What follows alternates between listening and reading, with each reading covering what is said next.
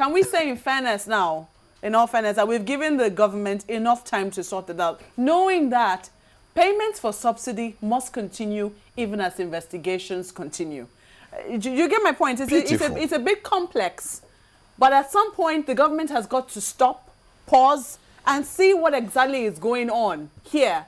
Rectify the process before we actually keep on paying. Otherwise, it will seem like as if we keep pouring money or pouring water in a basket. Can I also ask a simple question? Rectify the process is a good thing. Yes. Unfortunately, our refineries are not functional. And then what this country depends on today is on importation of petroleum products. If we are going to depend on importation of let us get this point, because let us not get it twisted. If we're going to depend on the importation of products, as we have for a very long time, it's not only right and proper that we only pay for what we actually and truly import, not what we don't import and we assume to import. Now we assume to import.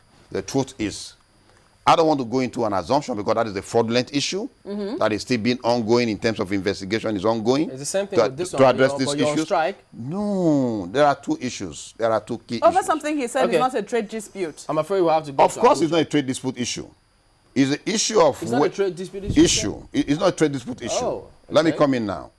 Because the truth is, we are talking about a situation where government owes a responsibility to Nigerians in terms of making sure the refineries are functional, in terms of also, stop these issues of excess payment of subsidy claims, and then also declare who are the people you pay these excess subsidy claims.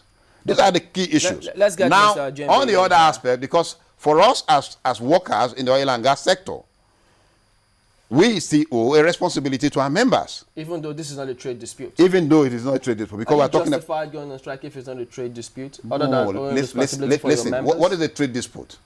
What is a trade dispute? Okay. These are the issues we need to define. What is a trade dispute? Before we go to Abuja. It is when you begin to say, look, you had an issue with government, there is a deadlock on the issue, and then you declare dispute on the issue. Who declares the dispute? Of course, government can declare. But you've already said this is not a trade dispute. The union can also declare. But the issue is we have not arrived at a trade dispute yet. That is the truth of the matter. All right. Mr. Jembe, he says they've not arrived at a trade dispute yet. What's your response now? He says they've not arrived at a trade dispute yet. What's your response? Yeah, no, but that was the issue I raised earlier on. This is clearly not a trade dispute.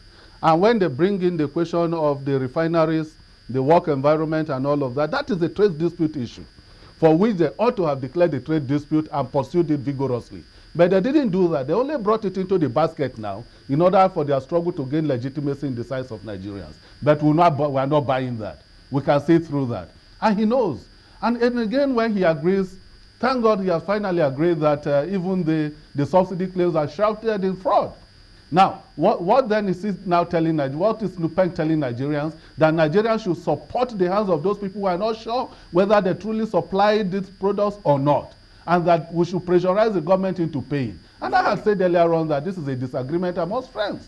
And he knows, he must agree with me that this is a disagreement amongst those people who gave contracts to portfolio carriers and all of that. And again, if he knows that this is correct, why is he also adverse to these people then if they know they have genuine claims? And I want to ask him, why does he not think, well, I mean, what is his opinion? Why does he think these people don't want to go to court? Rather, they want to use the union to blackmail the Nigerian people, blackmail the government, to pull down this government, to satisfy he says 15,000 people.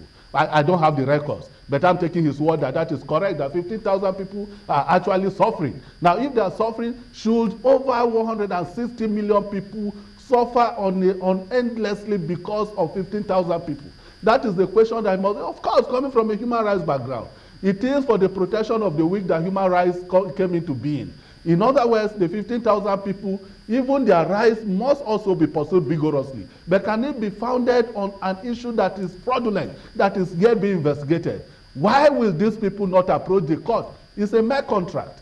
You give me a contract to supply goods, I have supplied, you have not paid me. That is what is an issue. Why would they go to the court to ask for their money back? Why are they using blackmail tactics? Let's because get him they to know they are respond to standing on that. shaky ground. They do not want to be investigated respond for to this that. They first. know that these payments are shrouded in some fraud. That is why they are scared of going approaching the court. Why will they not go to the court of law? That you pay And on the line, pay these fraudulent marketers their subsidy claim. No way.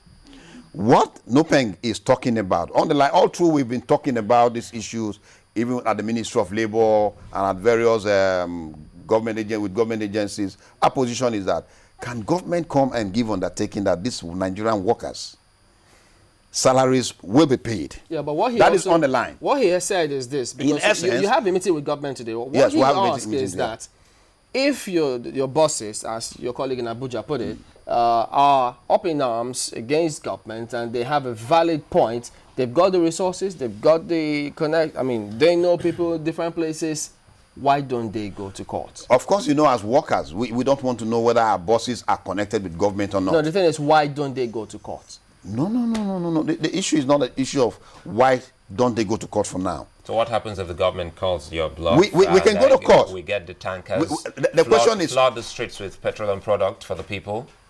Then you wouldn't still go to court when you know that you are jobless, your members are jobless. If government does what? If the government calls the bluff of NUPENG, yes, get the streets filled up with tankers and petroleum products to the extent that we get the petrol to buy. It won't be the first time.